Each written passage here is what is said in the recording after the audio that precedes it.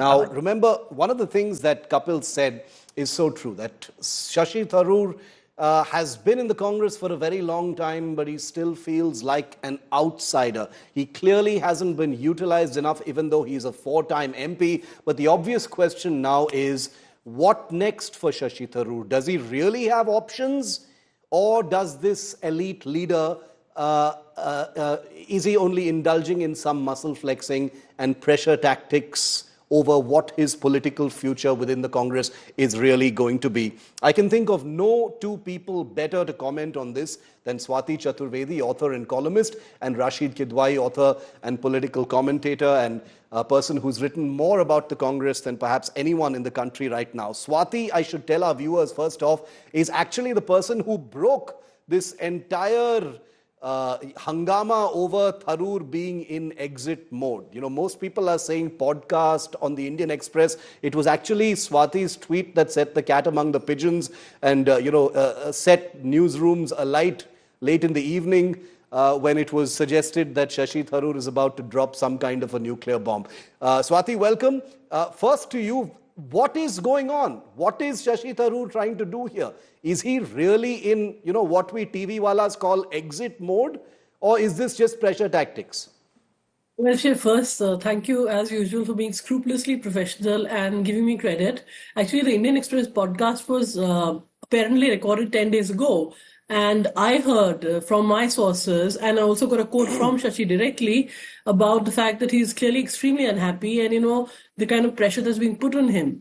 Now, what you said, and I heard Kapil earlier, I think it's a bit of both. I mean, we are looking at the Kerala elections, which, by the way, the Congress has now lost for the last 2 terms. Yeah. Which was unheard of. Earlier, the Congress party and its palace coteries used to say if Rahul Gandhi contests from Kerala, that'll ensure a sweep of the party in Kerala. Well, he did from Wayanad. The party didn't sweep. The party lost to the left. So if Shashi Tharoor is positioning himself as a CM face, he has every right to, because he's won his election from a very tough constituency 4 times. He's a 4-time member of the Lok Sabha, and he's not really one of those elitist leaders who doesn't ever go to the constituencies there every weekend. He's 24/7 into politics. Yeah.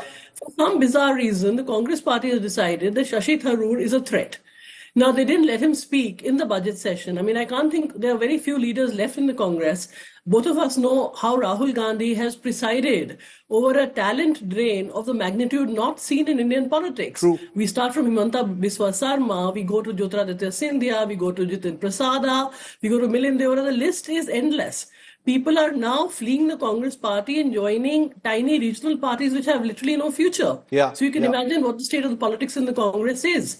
So Shashi Tharoor, if he says that, I want to be considered to be the CM face for Kerala, I don't think is overambition. He's really worked really hard for the job. Yeah, okay. Why the Congress perceives him as a threat, why the Congress is so intolerant of its own talented leaders is something which is a befuddling mystery, because you have K.C. Venugopal, who is this great big leader who's unsurpassed in the Congress, who probably can't even win a Zilla election, I mean, I'd love Rahul Gandhi to tell the country which constituency does K.C. Venugopal cater to. But K.C. Venugopal is now in the Lok Sabha, Swati. He is in the Lok Sabha, but, he's the organizational secretary. Where is the Congress on the ground in any state? Understood. Yeah, point taken. One last thing. Rahul Gandhi has presided over the Congress losing 88 elections and 3 general elections on the trot.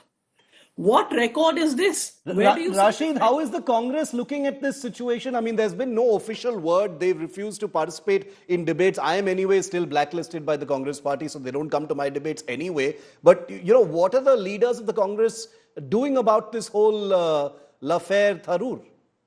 Yeah, so I think, Shiv, the biggest problem is lack of communication. I think the entire thing is not out of hand. On a Friday, there is a meeting of Kerala MPs, and where, as you rightly pointed out, K.C. Venugopal is himself a member of parliament, so is Priyanka Gandhi and Shashi Tharoor. So there will be some, sparks may fly. I don't see, Shashi Tharoor being on the exit mode. Shashi Tharoor wants an answer to an issue which is very important, and I think it deals with the whole gambit of actually subjects. That he sought a meeting with Rahul Gandhi, and whatever transpired between the two. The privileged information was leaked in a section of media, social media in Kerala. Now Rahul Gandhi has not spoken, so has Shashi Tharoor has not spoken. He's not spoken, to me and to several others who are in touch with him. And so, how is that information, come out? Yeah. So, was it KC Venugopal, because he is seen as a villain of the piece? Now, there is no answer from the Congress communication department, spokesperson, Rahul Gandhi, Mallikarjun Kharge, all these things. So, I think before making any next move, Tharoor would wait for the Congress response.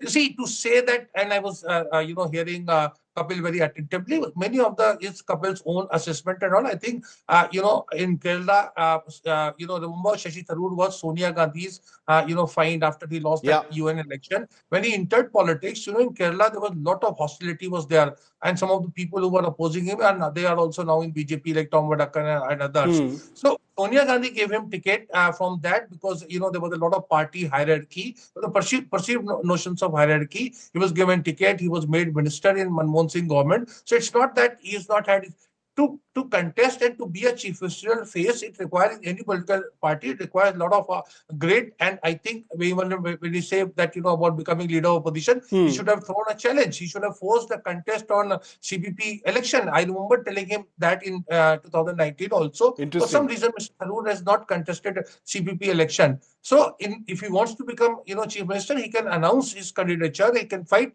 assembly election. He can get. See, there is a survey supposedly had been done where it's saying 48% of people, want Shashi Tharoor as, next chief minister of Kerala. Now, we have seen this kind of surveys with several surveys. Arvind Kejriwal had also got it done. But, sometime by the time results are held, it's a different thing. It's an evolving situation. Last thing I would say, let's not jump to any conclusion.